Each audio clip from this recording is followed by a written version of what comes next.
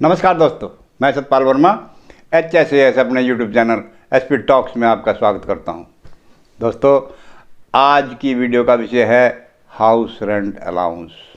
Government employ को house rent allowance क्यों मिलता है, हाउस रेंट अलाउंस सरकार के द्वारा क्यों दिया जाता है, इसके क्या प्रावधान है, इसकी कॉम्पिटेंट अथॉरिटी कौन है, इसके रेट्स क्या हैं, ये छुट्टियों के दौरान मिलता है या नहीं मिलता, ट्रांसफ़र के दौरान मिलता है नहीं मिलता, या ट्रांसफ़र हो जाए और ज्वाइनिंग टाइम जो है उसके दौरान मिलता है या नहीं मिलता।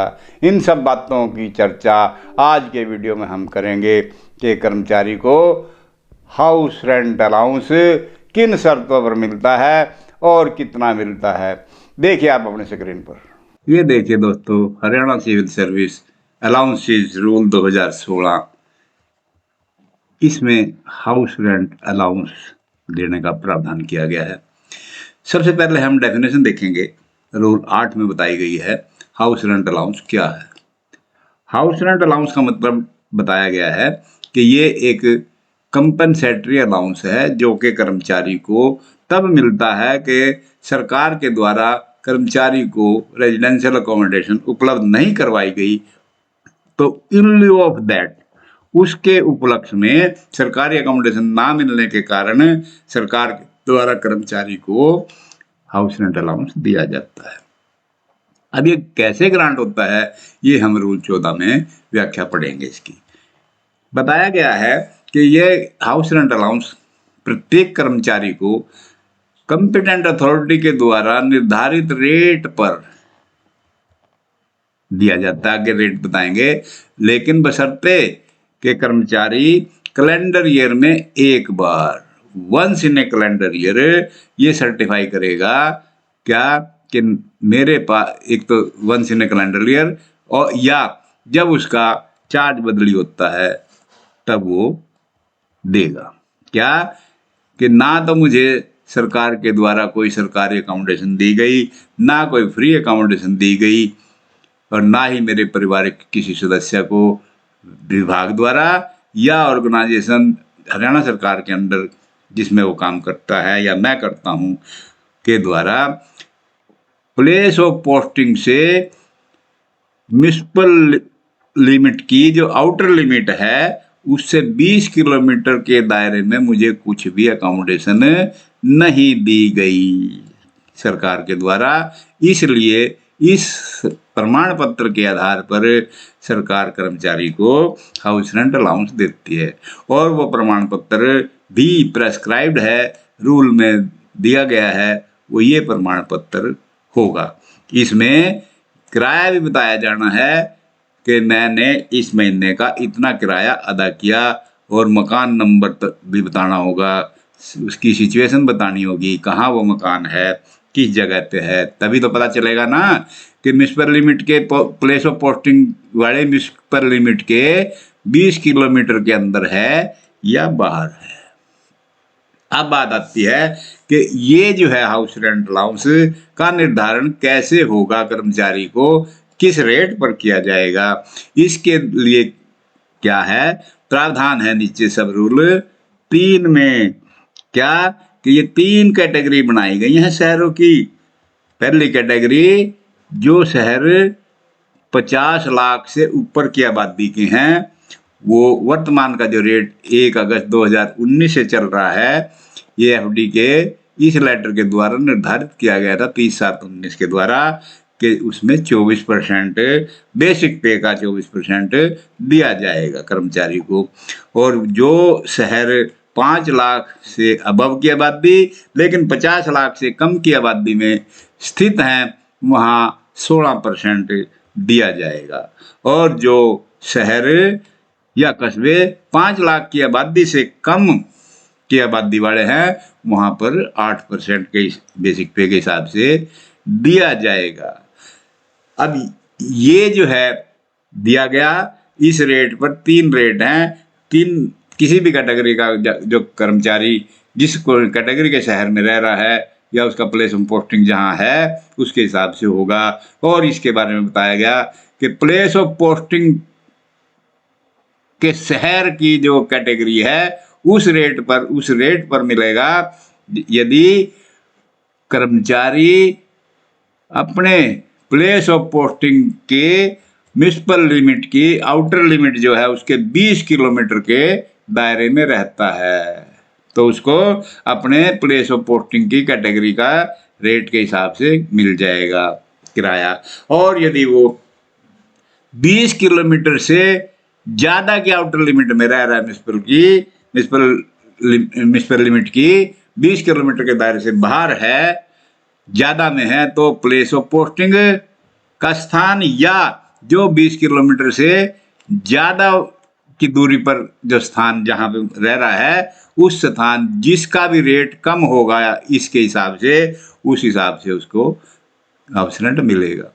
साथ में ये भी कहा कि यदि कर्मचारी अपने मकान में रह रहा है, किराया नहीं अदा कर रहा, या उसका कोई फैमिली मेंबर भी है, वो भी कर्मचारी है और वो भी उसके मकान में, एक ही मकान में दोनों रह रहे हैं, तो दोनों को ही हाउस रेंट मिलेगा।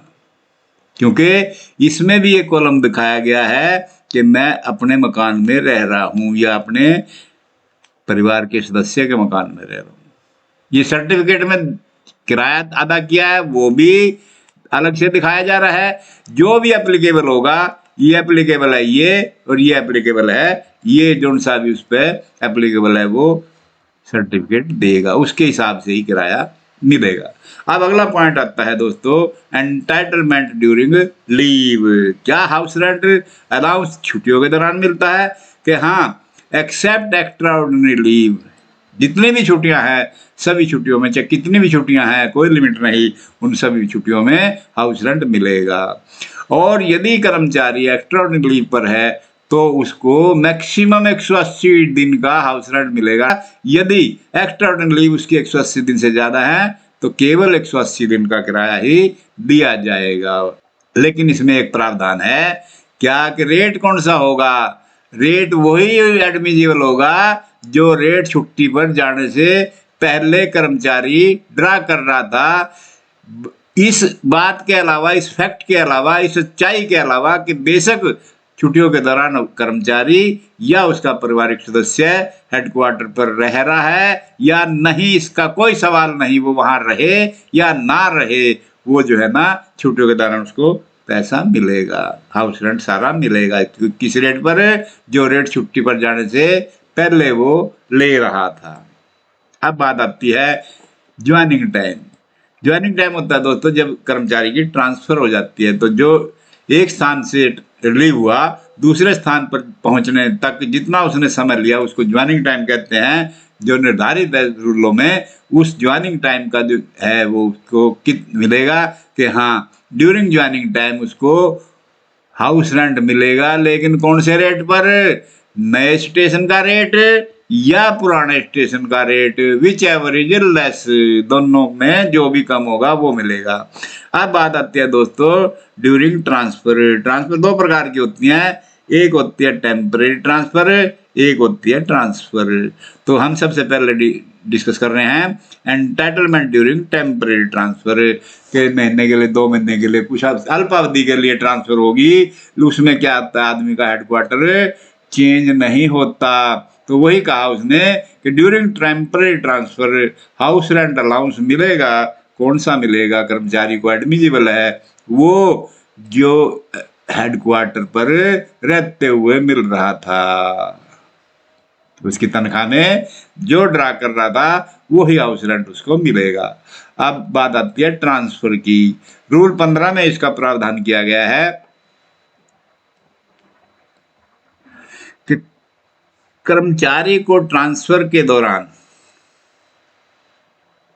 अर्थात एक स्थान से ट्रांसफर हुआ दूसरे स्थान पर गया और पुराने स्थान पर उसके पास सरकारी क्वार्टर भी था, लेकिन उसने क्या किया, परमिशन ले ली उसको रखने की और कंपिटेंट अथॉरिटी के द्वारा उस मकान को, सरकारी मकान को नॉर्मल रेंट पर या पैनल रेंट पर रखने की इजाजत दे दी है।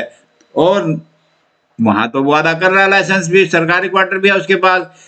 तो यही प्रावधान किया गया इस रूल में कि नए स्टेशन पर जब वो ज्वाइन करता है तो इसके अलावा उसको वहां हाउस रेंट मिलेगा।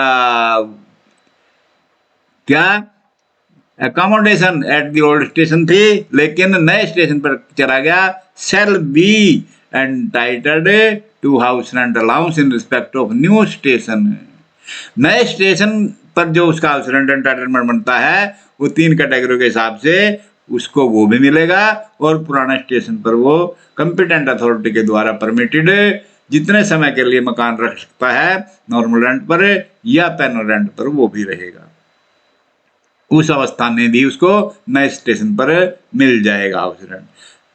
अब बात आती है, एक और प्रावधान किया है कि यदि कर्मचारी की ड्यूटी पर रहते हुए डेथ हो जाती है तो उसके परिजनों को हाउस रेंट मिलेगा कि हाँ 1 साल तक के उसके परिजनों को डेथ से 1 साल तक के अवधि के लिए हाउस रेंट मिलेगा।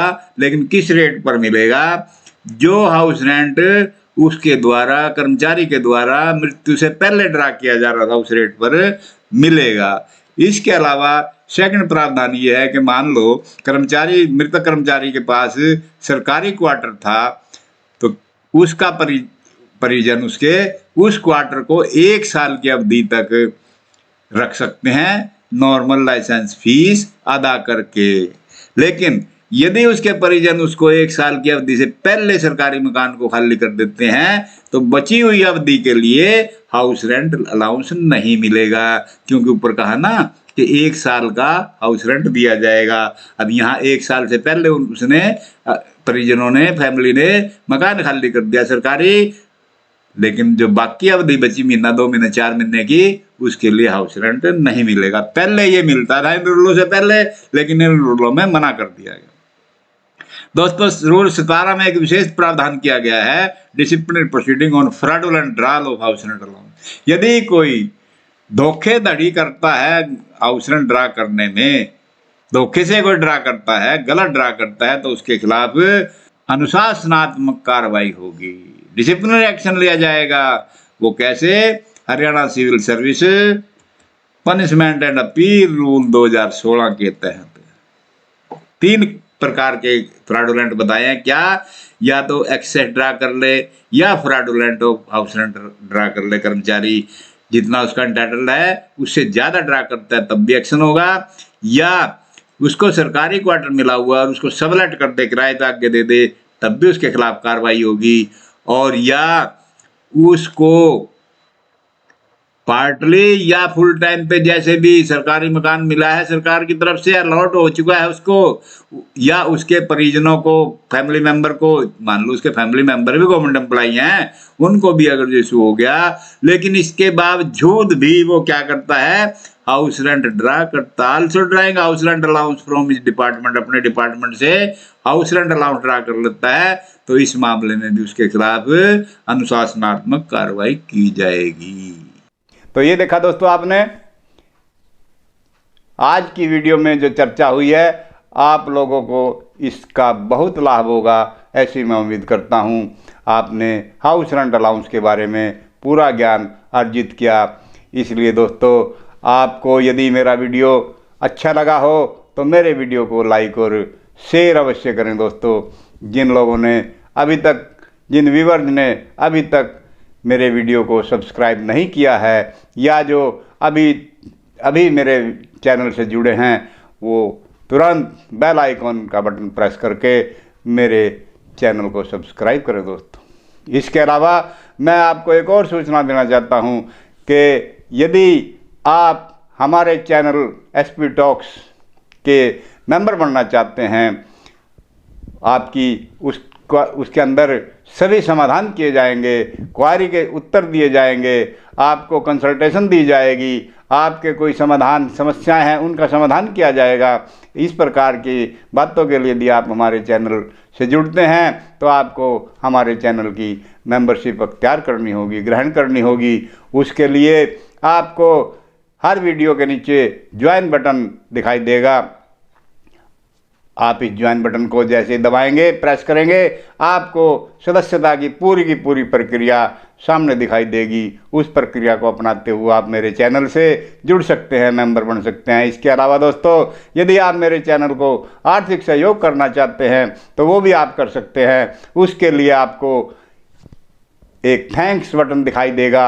हर वीडियो के नीचे आप उस थैंक्स बटन को प्रेस करके मेरे चैनल को बताई गई प्रक्रिया के अनुसार आर्थिक सहयोग भी कर सकते हैं। दोस्तों, इन्हीं बातों को देखते हुए मैं आपसे पुनः निवेदन करता हूं कि आप मेरे वीडियो को, यदि आपको अच्छा लगा है, पूर्व की भांति पहले भी आप इसी तरह मुझे सहयोग करते रहे हैं, लाइक और शेयर करें और बेल आइकॉन का बटन दबा करके मेरे चैनल को सब्सक्राइब भी करें। दोस्तों, इन्हीं शब्दों के साथ नमस्कार।